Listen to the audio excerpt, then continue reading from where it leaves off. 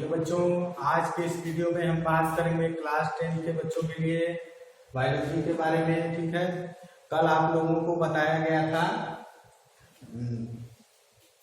लैमार्कवाद के बारे में या न्यू लैमार्किज्म के बारे में। ठीक है, तो न्यू लैमार्किज्म में बहुत सारी जो बातें बताई गई, विभिन्न साइंटिस्टों ने जो अपना योगदान दिया या अपनी परिकल्पनाएं प्रस्तुत किए, ठीक है, उन सारी चीजों को उसके अंतर्गत बताया गया। ठीक इसी तरह जैव विकास के संदर्भ में अगले जो साइंटिस्ट हैं, वैज्ञानिक हैं, उनका नाम है डार्विन। ठीक है, डार्विन ने प्राकृतिक अध्ययन द्वारा जैव विकास की व्याख्या की। ठीक है, उन्होंने क्या किया कि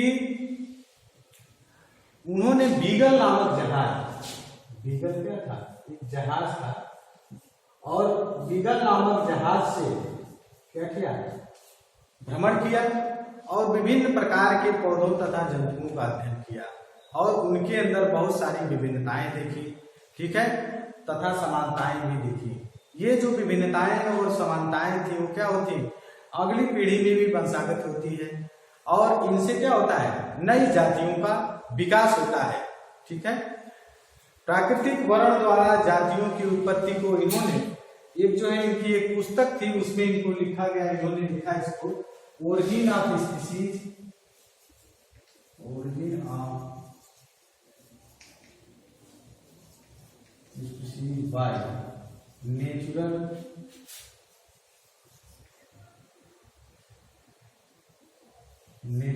सिलेक्शन।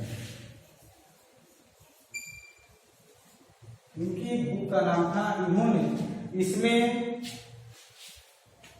प्राकृतिक वर्ण द्वारा नई जातियों की उत्पत्ति के बारे में इन्होंने इसकी व्याख्या की। ठीक है, इन्होंने डार्विनवाद के जो सिद्धांत जो प्रस्तुत किया वो निम्न तथ्यों पर आधारित था। ठीक है, डार्विनवाद जो है या डार्विनवाद की जो नींव रखी गई, उसके लिए जो नींव पड़ी उसमें जो मुख्य बातें बताई गई, उसमें निम्न बातें जो है स्पष्ट की गई और उन तथ्यों को बताया गया। पहला था उसमें जीवों में संतानोत्पत्ति की प्रचुर क्षमता। आप जानते हैं कि प्रत्येक जीव क्या होता है, अपने जीवन काल में जो है क्या है, उसके अंदर संतानोत्पत्ति की प्रचुर क्षमता पाई जाती है कि वो अपनी जैसी संतान उत्पन्न करे, क्योंकि प्रत्येक जंतु के अंदर ये चाहत होती है कि वो अधिक से अधिक जो है अपनी संख्या को बढ़ाए और इस पृथ्वी पर क्या करे, सर्वाइव करे। यहाँ पर अगर हम उदाहरण लेते हैं कि एक मादा स्केरिस जो होती है, मादा स्केरिस ये अपने जीवन काल में लगभग 2.5 करोड़, ठीक है, अंडे देती है। तो इसी तरह एक दूसरा उदाहरण लिया गया, ठीक है, जिसका नाम था समुद्री सीपी। ठीक है, वो प्रतिवर्ष जो है सीपी, ये जो है प्रतिवर्ष लगभग 6 करोड़, ठीक है, ये अंडे देती है। तो इस तरीके से ये देखा जाए कि अगर इनकी संख्या, यानी इन जीवों की संख्या इस तरीके से क्या हो, बढ़ती रहे, तो एक समय ऐसा आएगा कि पृथ्वी पर जो है पैर रखने के लिए जगह भी नहीं मिलेगा। ठीक है, इसी तरीके से मानव अगर जनसंख्या की हम बात करते हैं तो पिछले कुछ दशकों से क्या है, आप देखेंगे कि इनकी जो जनसंख्या है, मानव की वृद्धि की, जो आज के समय में एक ग्लोबल जो है समस्या बनी हुई है, वैश्विक समस्या बनी हुई है। ठीक है, वो क्या है, दिन प्रतिदिन वो भी क्या है, बढ़ती हुई चली जा रही है। तो एक समय ऐसा आएगा कि जो पृथ्वी पर जो सीमित संसाधन है, जगह है, रहने के लिए स्थान है, भोजन है, वायु है, वो क्या है, ये कहीं ना कहीं सीमित है। ठीक है, तो इस पर जीवों को ज्यादा मात्रा में अगर आ जाए तो ये क्या होंगे, इनको यहाँ पे रहना क्या हो जाएगा, मुश्किल हो जाएगा। तो इसीलिए प्रकृति भी क्या करती है कि इनकी आबादी की संख्या में संतुलन करने का प्रयास किया जाता है।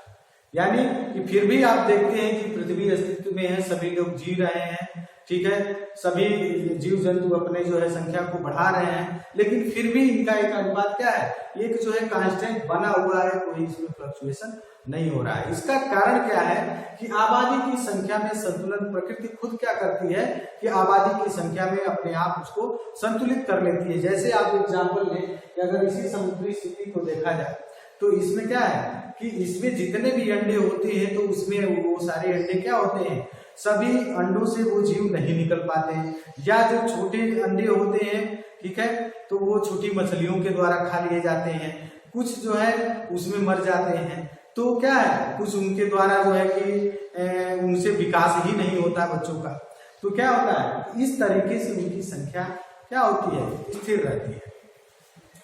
तो यहाँ पर जीवों की संख्या में जो है संतुलन करने का काम क्या है, प्रकृति के द्वारा कर लिया जाता है।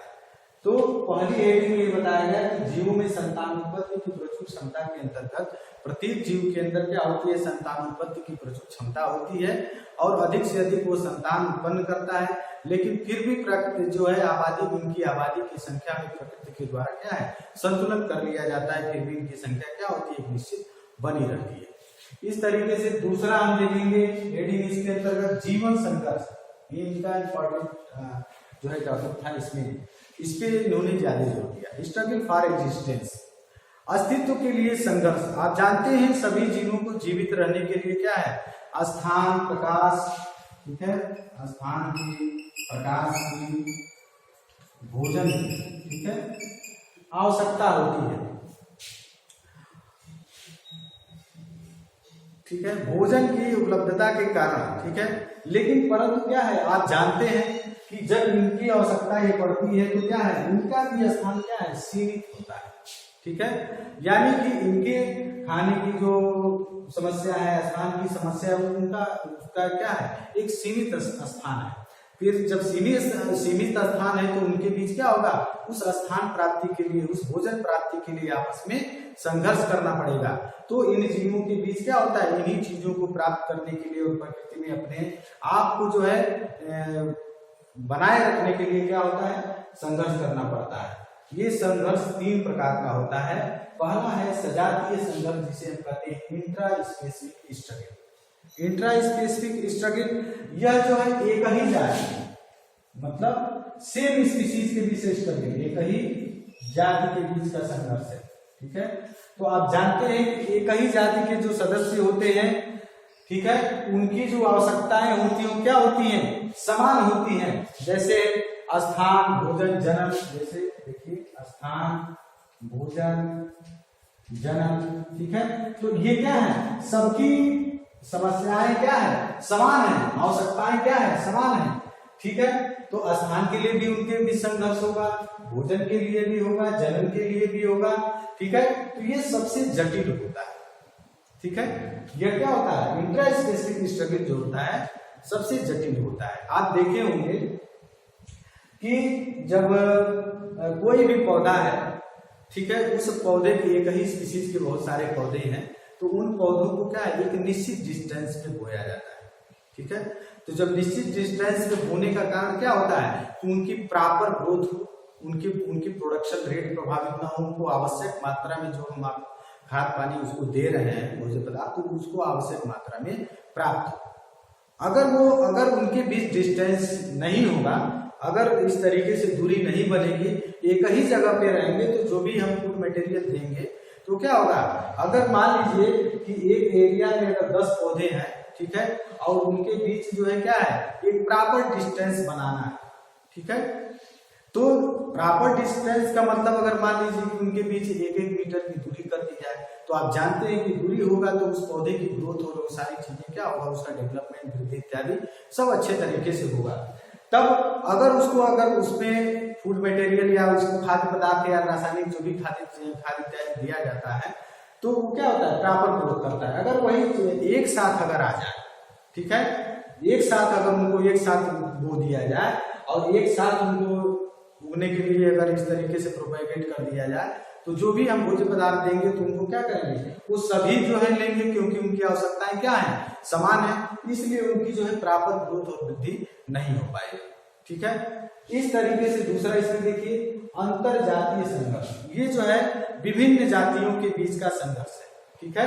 एक ही स्थान पे रहने वाले विभिन्न जातियों के बीच का संघर्ष है, क्योंकि इसमें स्थान की, भोजन की, ठीक है, प्रकाश की क्या होती है, सबको जल की, सबको आवश्यकता होती है। जैसे अगर मान लीजिए इंटर स्पेसिफिक स्ट्रगल, तो ये विभिन्न जातियों के बीच, विभिन्न जातियों यानी कि एग्जैक्ट क्या है, अलग अलग है, विभिन्न जातियों के बीच का संघर्ष है। अगर पौधे को ही ले लीजिए तो आप देखते हैं कि जब पौधे को आप बोए रहते हैं प्रॉपर डिस्टेंस के साथ, तो उनके साथ खरपतवार इत्यादि भी जम जाते हैं, ठीक है।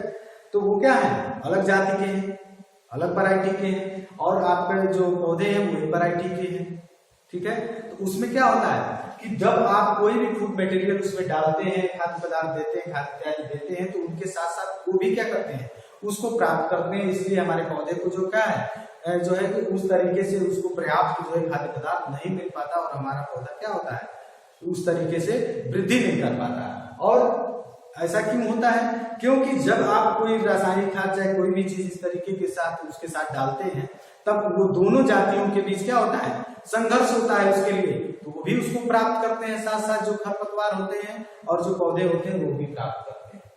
अब यहाँ पर देखिए तीसरा, वातावरणीय संघर्ष। वातावरणीय संघर्ष का मतलब कि जो नेचुरल या प्रकृति के कारण होने वाला संघर्ष होता है, उससे जो सभी जो जीव जंतु है जो जूझते हैं, जैसे अत्यधिक गर्मी है, जाड़ा है, बरसात है, ठीक है, वायु वेग है, ठीक है, ये सारी चीजें क्या है, ये जो है प्राकृतिक जो है आपदा के तरीके से है। और प्राकृतिक आपदा के अंतर्गत आने वाली जो चीजें हैं, ठीक है, उससे जो है वो क्या होते हैं, वो जीव जंतु प्रभावित होते हैं। तो इस तरीके से यहाँ पर देखा गया कि स्ट्रगल फॉर एग्जिस्टेंस में, अस्तित्व के लिए संघर्ष में या जीवन संघर्ष में 3 प्रकार से संघर्ष होता है। एक तो एक ही जाति के बीच होता है, दूसरा विभिन्न जातियों के बीच होता है, और तीसरा क्या है, वातावरण या वातावरण के में रहने वाले जीव जंतुओं का वातावरण या प्राकृतिक आपदाओं से संघर्ष होता है, ठीक है।